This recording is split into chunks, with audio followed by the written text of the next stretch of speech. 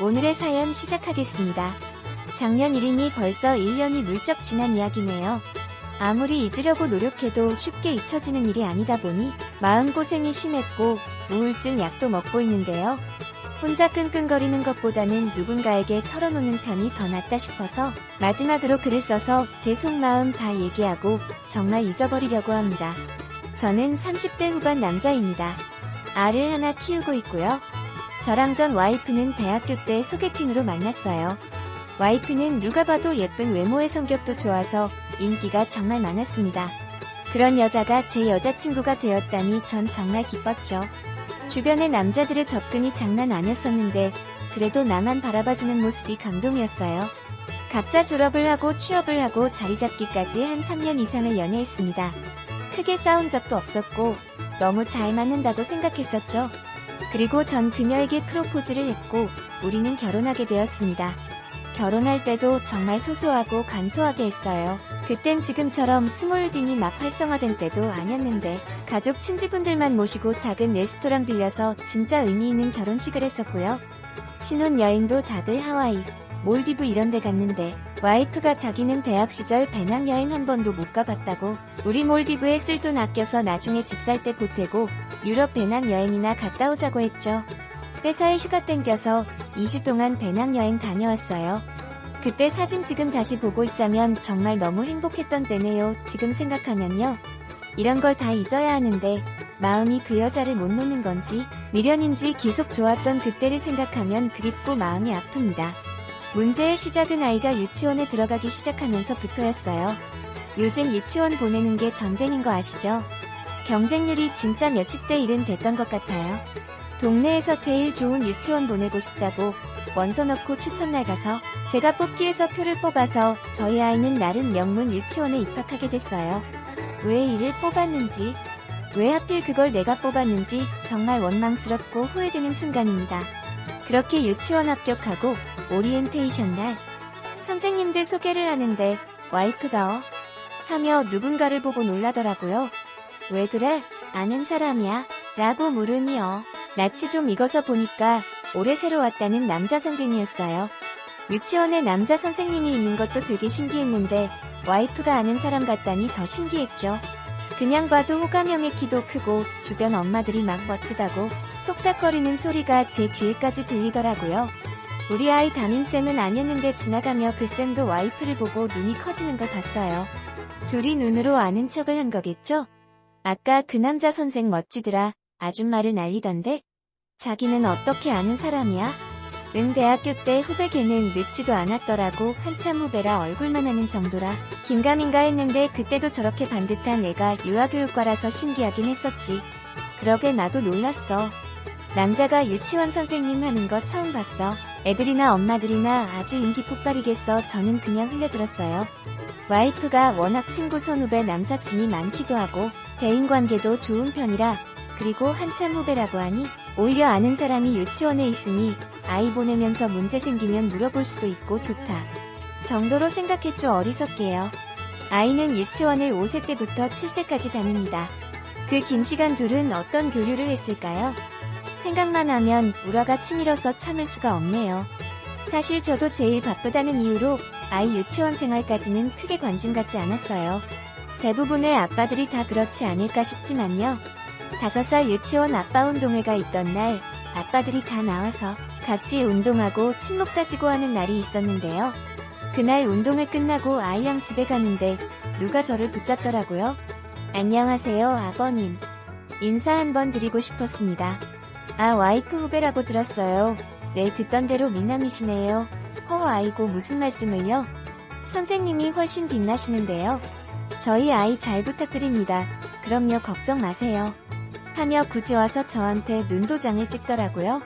제가 출장이 좀 잦고 주말 특근도 많은 편인데 아이가 유치원 입학 전에는 엄청 저한테 전화도 자주 하고 영상통화도 걸고 귀찮다 싶을 정도로 저를 찾았거든요. 근데 유치원에 입학하고부터는 눈에 띄게 전화도 줄고 아빠 보고 싶다고 언제 오냐고 묻지도 않더군요. 유치원 다니느라 피곤한가 아니면 그새 커버렸다고 아빠 안 찾는 건가? 별로 대수롭지 않게 생각했습니다. 가끔 물어봤죠. 유치원 어때? 재밌어? 응, 완전 재밌어. 너무너무 좋아. 뭐가 제일 좋아? 응, 폴리쌤이 제일 좋아. 이 유치원은 선생님들을 영어 이름으로 부르는데 그 남자 선생이 폴리쌤이었거든요. 폴리쌤, 너네 반 선생님도 아니잖아. 그래도 자주 보잖아. 나는 폴리쌤이랑 노는 게 제일 좋아.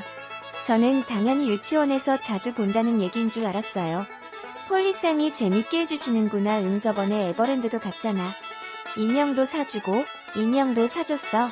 선생님이 더 이뻐하는구나. 저는 현장 학습을 다녀왔나 했어요. 에버랜드 인형 비싼데 애들한테 인형도 사주고 애들을 정말 이뻐하는 사람인가?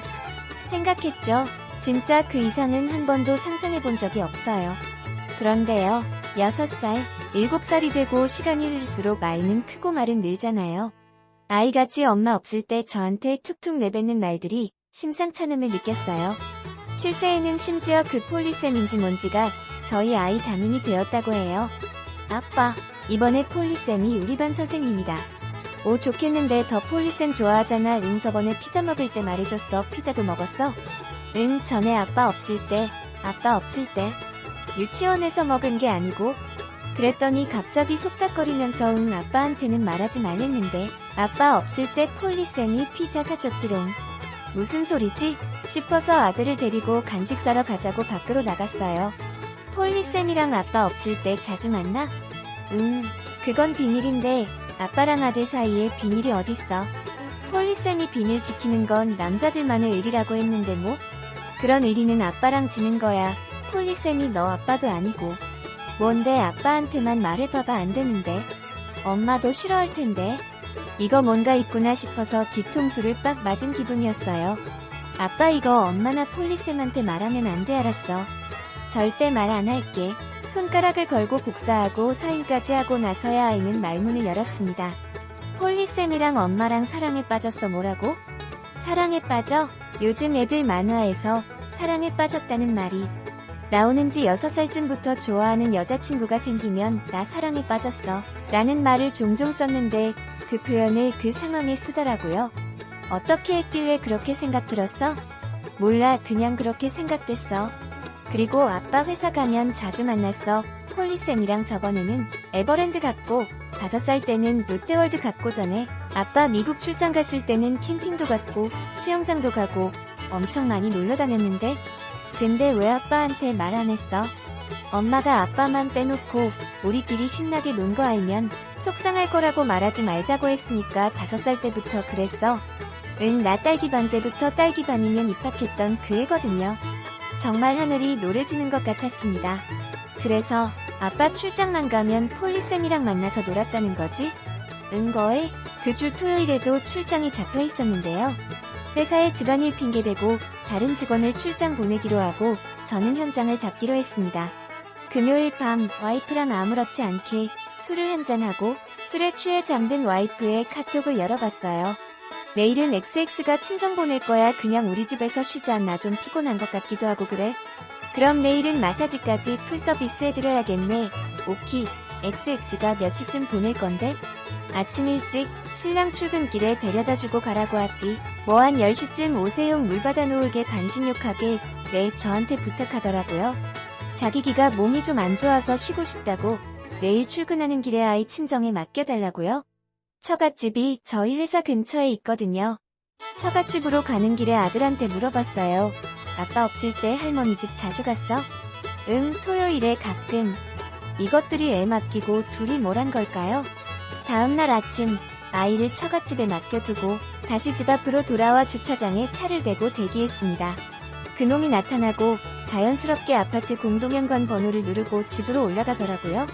얼마나 자주 드나들었으면 저렇게 지진마냥 자연스러울까 싶을 정도였습니다.